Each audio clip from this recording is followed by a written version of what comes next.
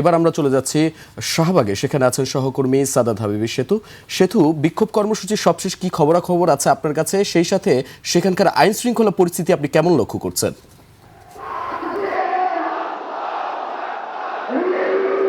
আইন শৃঙ্খলা বাহিনী প্রশ্ন যেহেতু করেছেন সেটি দিয়েই শুরু করতে চাই। এই শাহবাগ চত্বরের আশপাশ অন্ততপক্ষে আইন শৃঙ্খলা বাহিনী যেখানে আন্দোলনটা বা ক্ষোভ চলছে, একদম কেন্দ্রটা, সেই কেন্দ্রে কিন্তু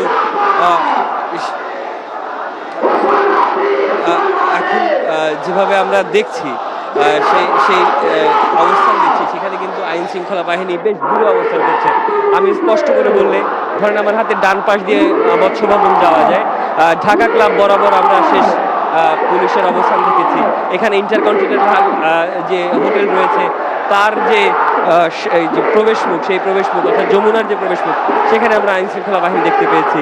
আমরা আইন শৃঙ্খলা বাহিনী দেখতে পেয়েছি এই মুহূর্তে আমরা দেখতে পেয়েছি কাঁটাবনের মোড়ে।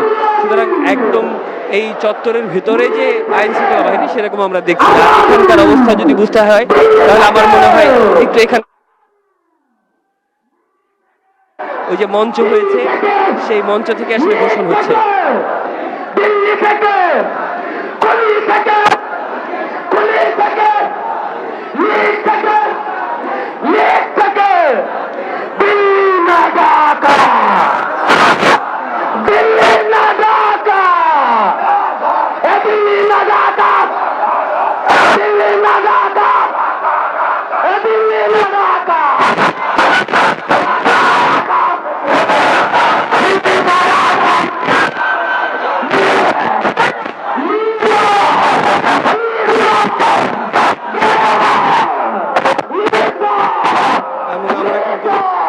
দেখছি যে কাটাপুরে যে যাওয়ার রাস্তাটি, সেই রাস্তা থেকে একটি অংশ মিছিল করার মতো এগিয়ে যাচ্ছে না। সকাল থেকে আমরা দেখতে পেয়েছি এখানে যারা আন্দোলন করছেন বা এখানে যারা ক্ষোভ প্রকাশ করছেন তাদের মধ্যে থেকে প্রায় ভাগে ভাগে বিভক্ত হয়ে বিভিন্ন দিকে আসলে যে মিছিল করা, সেই মিছিলটা আসলে করা হচ্ছে। এবং আপনাকে জানিয়ে রাখতে চাই এই পাশে যারা দাঁড়িয়েছেন ইসলামী দলগুলোর সাথে জড়িত যে সকল সংগঠনগুলো রয়েছে তাদের সাথে একই সাথে জামাতে ইসলামী এটি হবে রাষ্ট্রীয় যে কমিটি, সেই কমিটিও কিন্তু তারা আমার হাতের ডানে ট্রাক নিয়ে অবস্থান করছেন এবং তারাও সেখানে ভারতীয় আগ্রাসন বিরোধী স্লোগান দিচ্ছেন। সেখানেও শহীদ ওসমান হাদিকে যেভাবে নির্মমভাবে হত্যা করা হয়েছে তার বিচারের দাবিতে এখানে আসলে অবস্থান করছেন। এখানে আসলে কোনো কেন্দ্রীয়ভাবে কোনো ঘোষণা বা এলান হচ্ছে না। সুতরাং আমরা আসলে এখান থেকে নির্দিষ্টভাবে যেই দাবি দাবাগুলো, যে কয় দফা দাবি, এরকম কোনো সংখ্যা আপনাদেরকে আমরা জানাতে পারছি না। তবে মোটা দাগে যে দুটি কথা বারবারই সামনে আসছে সেটি হচ্ছে যে ওসমান হাদির হত্যাকাণ্ডের সাথে জড়িতদের বিচার দাবি করা এবং যারা জুলাই যোদ্ধা রয়েছেন তাদের নিরাপত্তা নিশ্চিত করা, এবং এই ঘটনায় যদি সরকারের কোনো ব্যর্থতা থাকে বা দায় থাকে বা যাদের দায় রয়েছে, যারা দায়িত্বশীল, তাদের যদি কোনো গাফিলতি থাকে তাহলে সেটি চিহ্নিত করা এবং সেটি প্রকাশ করা, এই ধরনের দাবি দেওয়া এখান থেকে আসছে। আর বাকি গোটা সময় আসলে একই কথা বারবার তারা বলছেন, তাদের ক্ষোভ তারা জানাচ্ছেন। সেটি হচ্ছে যে তারা মনে করেন যে এই যে ওসমান হাদি যে মারা গিয়েছেন, তাকে যে হত্যা করা হয়েছে, তাকে যারা হত্যাকারী তারা আসলে ভারতে চলে গেছেন, এমন একটি কথা সামাজিক যোগাযোগ মাধ্যমে পাবলিশ হওয়ার পরে এটি আসলে আরো বেশি তাদের কাছে মনে হচ্ছে যে এটি আসলে এইটার একটা ন্যায্য হিস্সা বা ন্যায্য একটা অবস্থান তারা জানতে চান। এছাড়া এখানকার যে পরিবেশ, সেই পরিবেশ স্লোগানে সবাই রয়েছেন এবং আমরা আবারও একটু আপনাদেরকে স্লোগানগুলো শোনাতে চাই।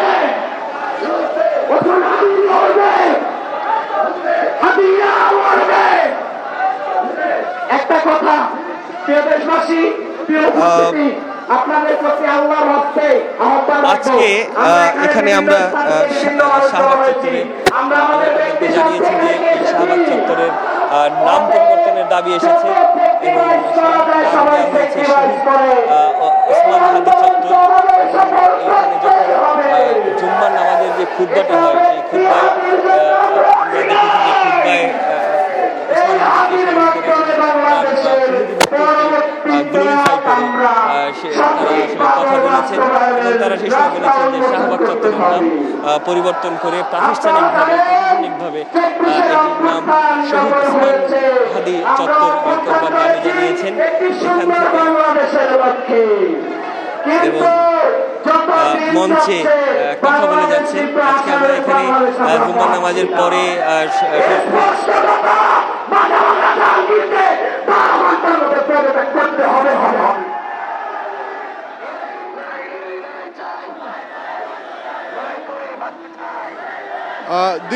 দীপু আপনি যেমনটা দেখতে পাচ্ছিলেন যে বাইতুল মোকাররমের সামনে একটার পর একটা মিছিল হচ্ছে। বিভিন্ন রাজনৈতিক সংগঠনের পাশাপাশি অরাজনৈতিক সংগঠনও মিছিলগুলোতে নেতৃত্ব দিচ্ছে। শহীদ হাদির মৃত্যুতে ক্ষুব্ধ জনতা তাদের খুব ঝাড়ছেন। একেবারে বাইতুল মোকাররমে মানে পুরো বাইতুল মোকাররম বিক্ষুব্ধ জনতার দখলে চলে গিয়েছে এবং বিক্ষোভ চলছেই এবং তারা বিভিন্ন স্লোগান দিচ্ছেন, দিল্লি না ঢাকা, দালালি না রাজপথ, এই ধরনের যে স্লোগানগুলো আমরা 24-এর অভ্যুত্থানকালে যে স্লোগানগুলো শুনেছি সেই ধরনের স্লোগানগুলোই দিচ্ছেন। পাশাপাশি হাদির অবদান স্মরণ করে তারা স্লোগান দিচ্ছে। আপনি শুনতে পাচ্ছেন সাধারণ মানুষের কথা। মানুষ এখন এই মিছিলে উত্তাল হয়ে উঠেছে বাইতুল মোকাররমের সামনের রাজপথ। এবং আপনি জানেন যে হাদির মৃত্যুর পর গতকাল রাত থেকেই সারা বাংলাদেশে বিক্ষোভ ছড়িয়ে পড়ে। তো আজকে এই জুমার নামাজের পরে এটা আসলে নতুন মাত্রা পেয়েছে। জুমার নামাজের পরে সমস্ত মুসল্লিরা এই বিক্ষোভে নেমে এসেছে। আপনি দেখতে পাচ্ছেন একটা মিছিল এই বাইতুল মোকাররমের সামনে দিয়ে চলে যাচ্ছে। আমরা তাদেরকে এখন অনুসরণ করব।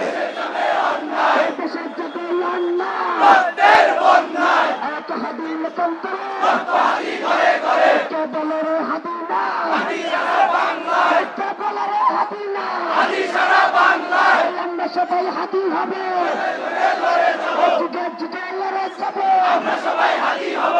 কৃষ্ণ সংগ্রাম, দলাই না রাজপথ, দিল্লি না ঢাকা,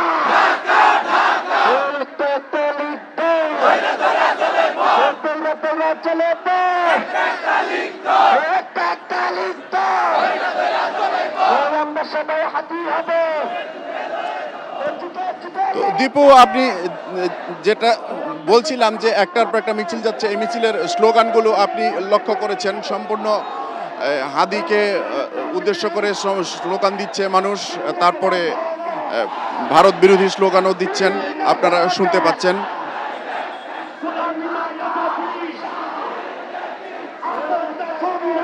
তো আমরা এখন সাধারণ মানুষের বক্তব্য শুনবো আবার, যে তারা কিভাবে দেখছে এই ঘটনাটাকে।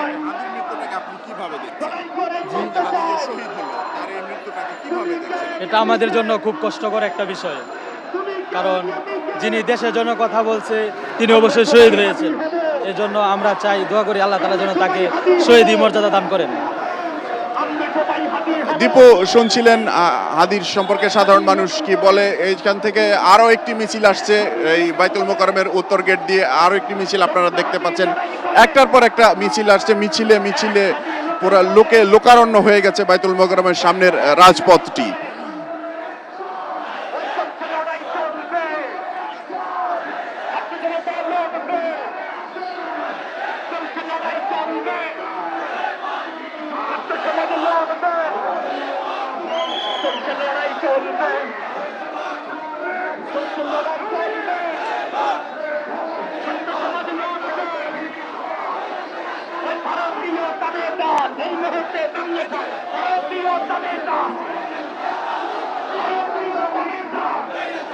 আমরা একটু সাধারণ মানুষের সাথেও কথা বলবো, আমরা জানতে চাইবো তারা কি ভাবছেন। হাদির মৃত্যুটাকে আপনি কিভাবে দেখছেন? এটা অবশ্য ন্যাক্কারজনক ঘটনা বাংলার জমিনের জন্য। কারণ হলো বৈষম্য যতদিন থাকবে দেশ শান্তিতে চলতে পারে না। প্রত্যেকটা বাংলাদেশের মানুষ যদি যার যার স্থান থেকে ত্যাগ স্বীকার করে তাহলে দেশ ভালো চলবে। শুধু হাদি নয়, প্রত্যেকটা খুনের বাংলাদেশের বিচার হওয়া দরকার। প্রত্যেকটা দোষীকে আইনের আওতায় এনে সব প্রকাশ্যে বাইতুল মোকাররমের উত্তর গেটে এখানে সরাসরি শাস্তি দিয়ে পুরো বাংলা জমিনে প্রত্যেকটা অপরাধীকে হুঁশিয়ারি করে দিয়ে হুঁশিয়ারের জন্য, সতর্ক করার জন্য এই বাস্তবায়নে সরকারের মাধ্যমে আইন পাশ করে ভবিষ্যতের জন্য একটা পরিকল্পনা বাস্তবায়ন করা দরকার। আমি কারণটা অবশ্যই, হ্যাঁ, এটা ওনার বলিষ্ঠ কণ্ঠের কারণে। কারণ হলো যারা বাংলাদেশের ভালো চায় না তারাই একমাত্র তা হাদিকে মারতে পারে। যারা দেশের ভালো চায় না, জনগণের ভালো চায় না, যারা এই 54 বছর রাষ্ট্রকে বিভিন্নভাবে বহির্বিশ্ব বলেন, বাংলাদেশের বলেন, যারা মুনাফিক বলেন, প্রত্যেকের এখানে হাত আছে। কারণ এক একজন এক একভাবে বাংলাদেশকে শুষে খাইছে। ওই সুসব ব্যক্তিরাই হাতিকে মেরেছে, আরও হাজারো হাতি মারার জন্য অবশ্যই তাদের পরিকল্পনা আছে। আমরা যদি বাংলার মানুষ সবাই ঐক্যবদ্ধ হই, এবং হাজারো হাতি বেঁচে যাবে এবং বৈষম্য দূর হয়ে যাবে, প্রত্যেকটা অপরাধী শাস্তি পাবে। অবশ্যই ইনশাআল্লাহ আমাদের ধরে রাখতে হবে। শুধু সে নয়, প্রত্যেকে হাতির মতো এরকম ভাবে বলিষ্ঠ কণ্ঠস্বর হয়ে বাংলার বুকে প্রত্যেকটা বাতুলের বিরুদ্ধে দাঁড়াতে হবে। তো দীপু, আপনি শুনছিলেন সাধারণ মানুষ যেমন বলছে যে হাদি মরে গেলেও, হাদিকে হত্যা করলেও হাদির চেতনা হারিয়ে যায়নি, যাবে না। হাদির চেতনা ধারণ করে আরো লক্ষ হাদির জন্ম হবে এবং তাবেদারদের বিরুদ্ধে যে আন্দোলন, যে সংগ্রাম, এটা কোনোভাবেই শেষ হবে না। এটা আরো নতুন মাত্রা পাবে এবং বাংলাদেশকে গড়ে তুলতে হলে, নতুন বাংলাদেশ গড়ে তুলতে হলে যেভাবে মানুষকে ঐক্যবদ্ধ হতে হবে, আজকে মানুষ সেভাবে ঐক্যবদ্ধ হয়েছে। তো দীপু, এখন পর্যন্ত এই ছিল বাইতুল মোকাররমের সামনে আমার কাছে সবশেষ পরিস্থিতি।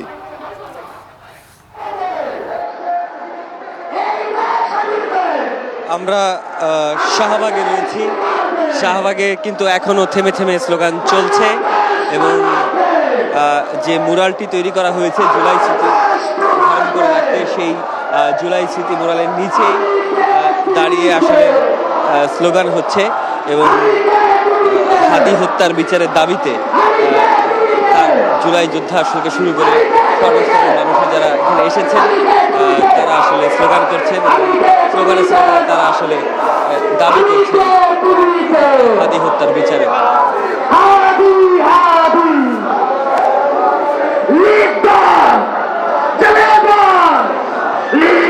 আপনার কাছ থেকে জানতে চাই যে এই যে এখানে আসার আবেদনটা এবং দাবিটা যদি আপনি আমাকে একটু বলতেন। দাবিটা বলতে আসলে হচ্ছে এই ভারতীয়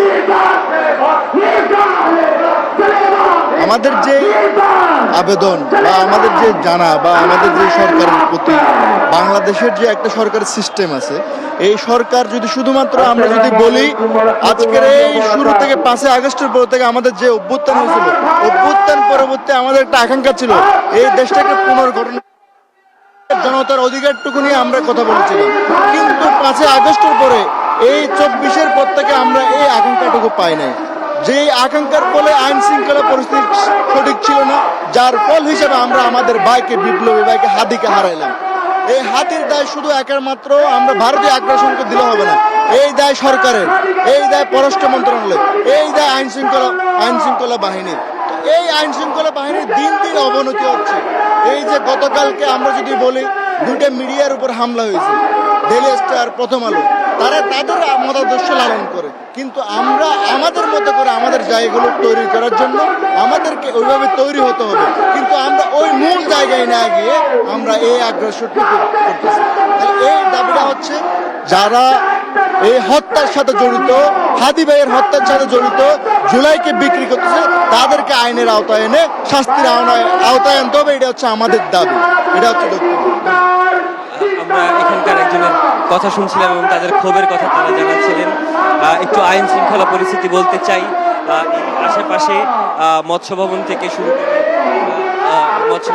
করে শাহবাগ আসার যে রাস্তা, ঢাকা ক্লাব এবং টেনিস কোর্ট খেলার যে স্টেডিয়ামটি, ঠিক সেখানে আইন শৃঙ্খলা বাহিনীর অবস্থান আমরা দেখতে পেয়েছি। আমরা কাঁটাবনে আইন শৃঙ্খলা বাহিনীর অবস্থান দেখেছি। রাজুর ভাস্কর্য পার হয়ে সেখানে আইন শৃঙ্খলা বাহিনীর অবস্থান রয়েছে এবং ইন্টারকন্টিনেন্টাল যেটি দিয়ে আসলে আপনি ডিবি রোডে যেতে পারেন, মিন্টু রোডে যেতে পারেন, বিবিবাজার বা যমুনা যাওয়ার যে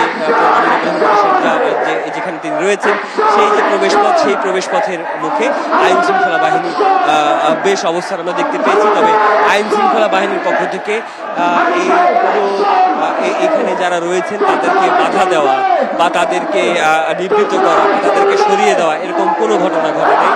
তারা বেশ দূরত্ব মেনেই তারা রয়েছেন। এবং একটু জানিয়ে রাখতে চাই যে আপনি জানেন যে শাহবাগের পাশে বারডেম হাসপাতাল, সুতরাং বারডেম হাসপাতালের সামনে যে রাস্তাটি, যে রাস্তাটি ইন্টারকন্টিনেন্টাল থেকে শাহবাগ হয়ে মৎস্য ভবনে গিয়েছে, এই রাস্তাটি খোলা রাখা হয়েছে।